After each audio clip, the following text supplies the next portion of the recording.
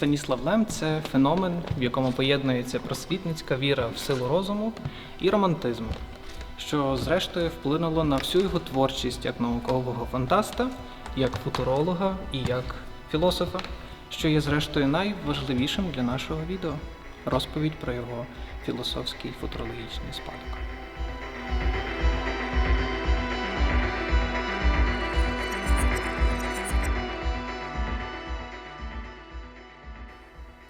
У 1974 році всесвітньо відомий фантаст Філіп Кіндред Дік написав у ФБР донос на Станіслава Лема, в якому він звинувачував його в тому, що це не одна людина, не один фантаст і не письменник, а комітет, спеціально створений комуністами для того, щоб зруйнувати американську мрію із середини.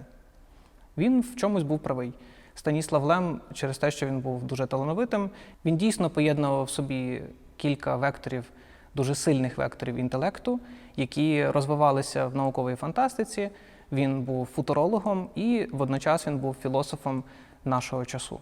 У 1945 році Станіслав Лем переїжджає у Краків, і там розпочинається його наступний період творчості. Він розпочинає свій шлях як наукового фантаста. Пише свої перші твори, і в них він додає також те, що потім його дратувало, власне, самого Станіслава Лема, історії із комунізму. Комунізму, який опанував космос. Комунізм, який вилетів за межі нашої землі і перетворив світ у щось майбутнє, краще і світле. Згодом він доволі критично оцінював свій ранній період творчості, в який входить твори «Людина з Марсу», «Астронавти», «Магелланова хмара». І в якійсь мірі він оцінював їх доволі скептично. Навіть не дуже хотів, щоб їх перевидавали, поки він був живий.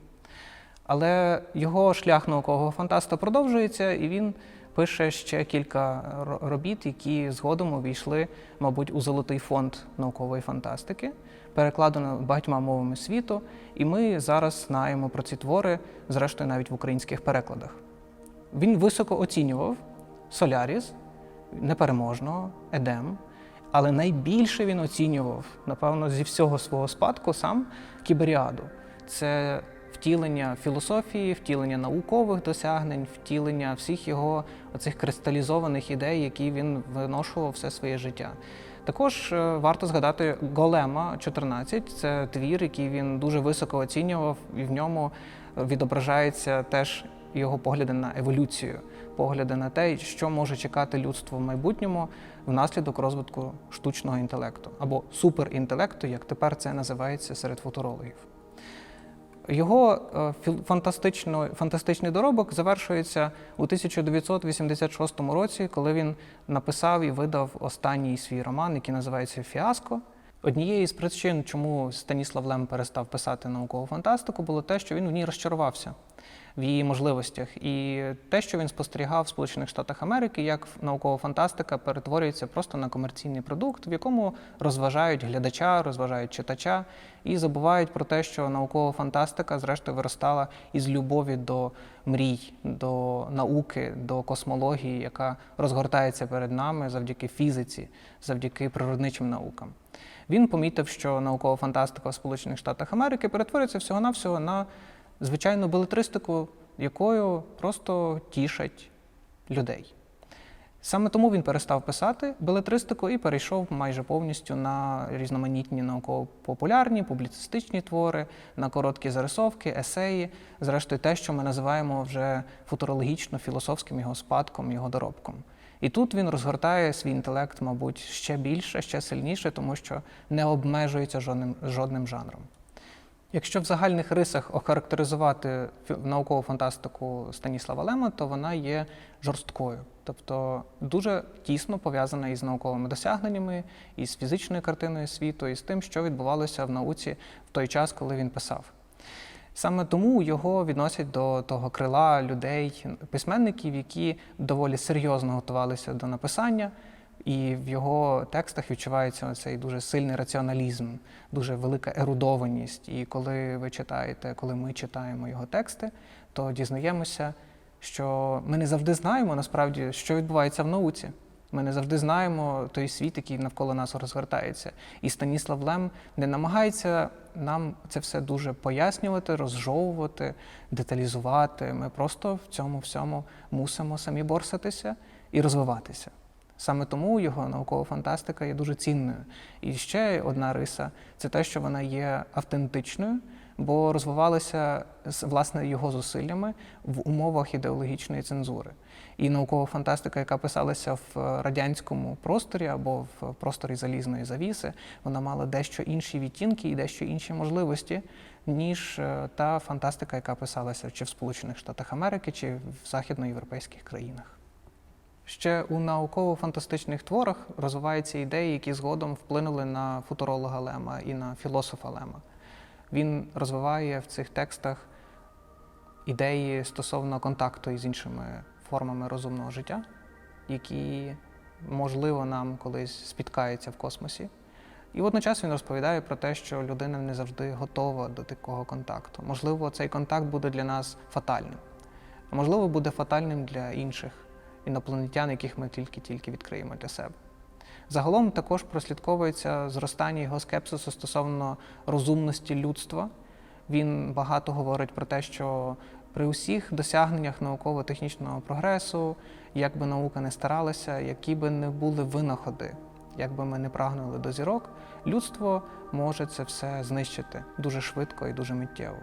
Він спостерігав це неодноразово в досвіді свого власного життя.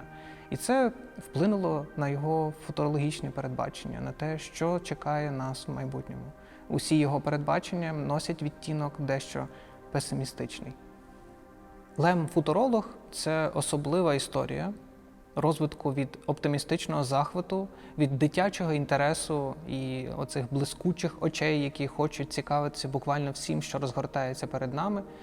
Це рух в сторону до також песимізму і до дуже обережної оцінки того, що чекає нас.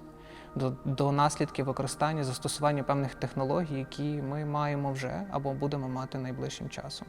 Зрештою, це стосується, власне, його життєвого досвіду і його спостережень, всього того, що він бачив в текстах, в журналах, книжках, які його оточували. Також варто пам'ятати, що футурологічний і філософський спадок Лема розпочинається доволі рано. Він починається в той же ж період, коли ще був Лем-фантаст. Він пише свої діалоги, в яких, імітуючи в певній формі античний спадок розмови і обміну ідеями, розповідає про засади кібернетики. Він пише сумму технології, в якій робить алюзію на текст Тома Аквінського. І також в нього було ще ряд есеїв, коротеньких зарисовок, коротеньких інтерв'ю, в яких він розповідає про основні тенденції, якісь окремі теми, які є найбільш гарячими для нас, для нашої історії, для нашої цивілізації. Ряд ідей, які він розкриває в сумі технології, настільки реалістично здійснилися, настільки були майже точно спрогнозованими, що згодом він сам казав, що не хотів би, мабуть, писати дуже багато передбачень, тому що боїться, що вони дійсно починають реалізовуватися. І так часто реалізовується в негативному відношенні, що це його насторожувало.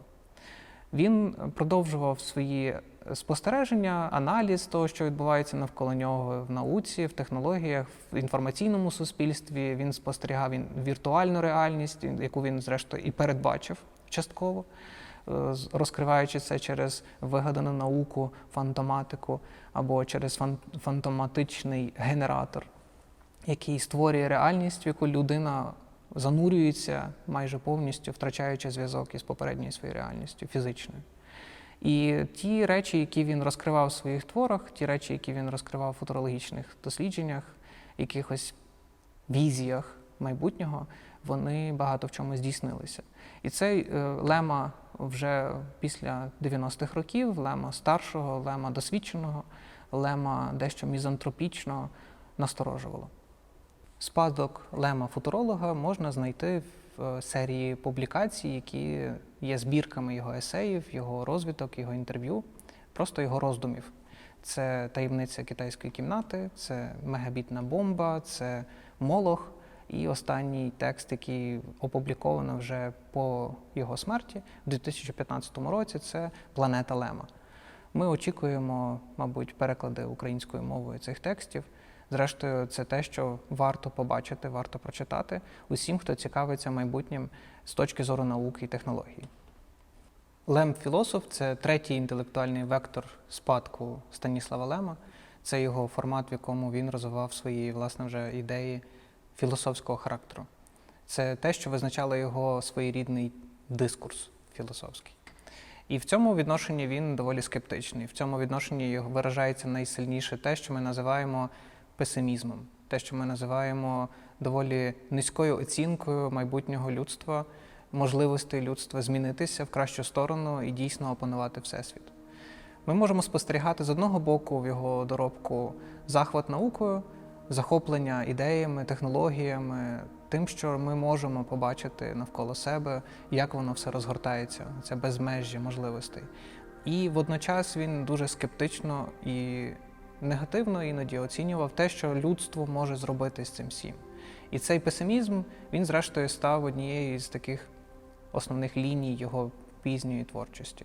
Відомий польський дослідник спадку і творчості Станіслава Лема Войцех Орлінський визначає позицію Станіслава Лема як мізантропічний гуманізм. Тобто, з одного боку, він дуже добре оцінює можливості гуманізму світського, бо це і є частиною наукового спадку, раціональності, віри в те, що людина може дійсно опанувати Всесвіт. З іншого боку, він не дуже добре оцінював людські якості. Саме тому він був багато в чому мізантропом. Тобто просто не любив людей. Через їхню непередбачуваність, через їхню часто насильницькість, через те, що люди здатні до агресії безпідставної і просто неконтрольованої. Це його тривожило, це його лякало. Світоглядну позицію Станіслава Лема можна окреслити як агностичну. Тобто, з одного боку, він вірив в великі можливості розуму, у підкоренні Всесвіту, у розумінні того, як це все функціонує навколо нас, і як ми в це всі включені в цей Всесвіт. А також він передбачав, що ми не до кінця можемо знати майбутнього, тому що все те, що відбудеться в майбутньому, зазвичай воно є повністю неочікуваним. І як доводить історія, передбачень, історія того, що ми можемо собі приблизно уявити, то найчастіше так і відбувається. Ми собі плануємо один вектор розвитку цивілізації, а відбувається все зовсім по-іншому. Наприклад, ми очікували, що до цього моменту людство вже буде опановувати нашу галактику, але, як показав досвід, ми в основному опановуємо всесвіти Тік-Току, Інстаграму та соціальних мереж. Як не дивно, але Станіслав Лем передбачив те, що не передбачили дуже багато футурологів. Він зумів побачити те, що комерціалізація науки, комерціалізація технології, зрештою, поширення цих капіталістичних відносин спричинять більше акцент на розвагах, на розважальній культурі. І як би це дивно не звучало, але ми саме тому і не полетіли, мабуть, в космос, і зараз вже не опановуємо різноманітні галактики навколо себе, тому що люди зосередилися в основному на розважальних якихось ефектах культури. І про це Станіслав Лем говорив доволі багато і доволі сумно про це говорив. Це є елементом його ось цього песимістичного передбачення, як філософа і як футуролога. Еволюція Станіслава Лема, вона є доволі цікавою і дуже специфічною, як для людини, яка є автентичною особою, і письменником, і футурологом, і філософом. Він розпочинав як просвітник, як людина, яка намагалася поширити знання, розповісти людям про науку, про технології, про майбутнє, про те, що нас чекає у Всесвіті, про польоти до зірок. Багато мріяв, і це дуже велика просвітницька частина його. Це те, можливо, що дає нам підстави його вважати одним із останніх просвітників ХХ століття. З іншого боку, він також є багато в чому романтиком, тому що був доволі ізольованим від Всесвіту. Частково через залізну завісу, частково просто через те, що він був надто собою, надто самодостатнім. І він був своєрідним мислителем на зразок польського, краківського, львівського Боргеса, який зумів собі створити власні всесвіти і дозволити нам до них долучитися.